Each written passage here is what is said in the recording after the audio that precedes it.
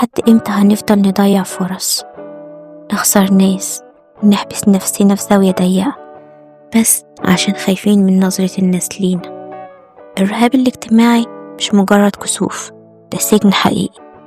أهلا بيكم، أنا نورة من قناتي Let's Talk بودكاست. وعشان احنا داخلين على 2026 النهاردة جايبة ليكم فيديو مش بس عشان تتكلموا، لأ، عشان تتكلموا بثقة. جه الوقت إننا نكسر كل القيود دي ب5 خطوات عملية هترجعلك ثقتك بنفسك. لو انت كمان بتعاني من حاجة اسمها الرهاب الاجتماعي أو الخوف الزيادة من الحكم أو النقد، أو بتلاقي نفسك بترفضي فرص لمجرد إنك قلقانة من رد فعل الناس، يبقى الفيديو ده معمول علشانك. النهاردة مش مجرد كلام، النهاردة هنفتح صندوق أدوات اللي هتخليكي تكسري كل القيود دي وتبدأي السنة الجديدة وإنتي نسخة أقوى، أنجح وأكتر سعادة. جهزوا كوباية القهوة، سيبوا كل حاجة حواليكم ويلا بينا نبدأ. طيب خلونا نبدأ بالأساس. إيه هو الرهاب الاجتماعي؟ بصراحة هو مش مجرد خجل أو طبع هادي. الرهاب الاجتماعي وخوف شديد، خوف غير منطقي إن الناس تحكم علينا أو تنتقدنا. الخوف ده بيخلينا نتجنب مواقف اجتماعية، زي إننا نتكلم في ميتينج، نطلب حاجة من حد، أو حتى نبدأ حوار مع حد غريب. طيب ليه بنخاف؟ الموضوع ده ليه أسباب كتير، منها تجارب سابقة. يمكن في مرة تعرضتي لموقف محرج ولسه الأثر ده موجود جواكي.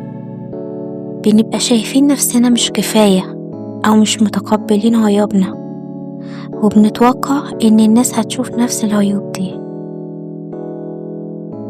بنبقى مش عارفين رد فعل الناس هيكون إيه، فبنفضل نتجنب الموقف كله. أحيانا التربية أو البيئة اللي تربينا فيها بتعلمنا نكون متحفظين زيادة عن اللزوم أو خايفين من الظهور، والنتيجة بنلاقي نفسنا بنفوت فرص كتير، بنبقى وحيدين أكتر، وبنحس إننا مش بنعيش حياتنا كاملة. هل ده طبيعي؟ طبعا ده مش طبيعي إننا نفضل كده. الطبيعي إننا نتطور، نتعلم. طيب دلوقتي إيه الحل؟ إيه الخطوات اللي ممكن نعملها عشان نكسر القيود دي؟ ابدأي بالوعي، كوني صديقة نفسك. أول وأهم خطوة هي إنك تعرفي إيه اللي بيحصل جواكي لما بتحسي بالخوف. إيه الأفكار اللي بتيجي في دماغك؟ اكتبيها. هل هي منطقية؟ هل هي حقيقية؟ غالبا هتلاقيها مجرد أفكار. ابدأي تقولي لنفسك أنا مش خايفة من الموقف، أنا خايفة من فكرتي عن الموقف ده. لو بتخافي تتكلمي قدام ناس كتير، ابدأي بالكلام مع شخص واحد، بعدين 2، بعدين في مجموعة صغيرة. مش لازم تدخلي في تحديات كبيرة من الأول. كل خطوة صغيرة بتديكي ثقة أكبر للخطوة اللي بعدها. نيجي بقى لأهم خطوة، هي تحدي الأفكار السلبية. لما فكرة سلبية تظهر، زي إنك مثلا تقولي الناس هتضحك علي أو هقول حاجة غلط، وقفيها تماما. اسألي نفسك إيه الدليل على كده؟ غالبا مفيش دليل. اسألي طيب وإيه أسوأ حاجة ممكن تحصل؟ في الغالب أسوأ حاجة دي مش نهاية العالم. بديل الفكرة السلبية دي بفكرة إيجابية أو واقعية. مثلا قولي لنفسك يمكن أقول حاجة مش بيرفكت، بس ده طبيعي، الناس مش مركزة معايا زي ما أنا فاكر. بدل ما تفكري في نفسك وإيه اللي ممكن يحصل لك، حاولي تخلي تركيزك على اللي قدامك.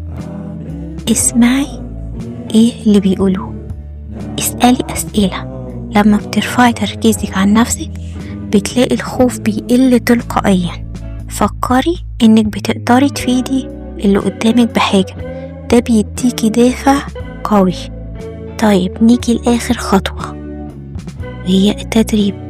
زي أي مهارة، الثقة بالنفس والكلام الاجتماعي محتاجين تدريب. كل ما هتخوضي مواقف أكتر كل ما هتكوني أنضج. حاولي يكون في مشاركة في يومك حتى لو رأي بسيط. شاركي تطوعي في أي نشاط بس بيحتاج تفاعل مع الناس. خليني أقولك إن النسخة الأفضل منك مش مجرد شخص ناجح ماديا، لأ، هي الشخص اللي بيعيش حياته بكامل طاقتها، اللي بيعبر عن رأيه، بيساعد الناس، اللي بيستمتع بكل لحظة في حياته. دي مش حاجة صعبة، دي حاجة ممكنة جدا لو بدأتي تاخدي بس خطوات بسيطة كل يوم. وبس كده وصلنا لنهاية رحلتنا.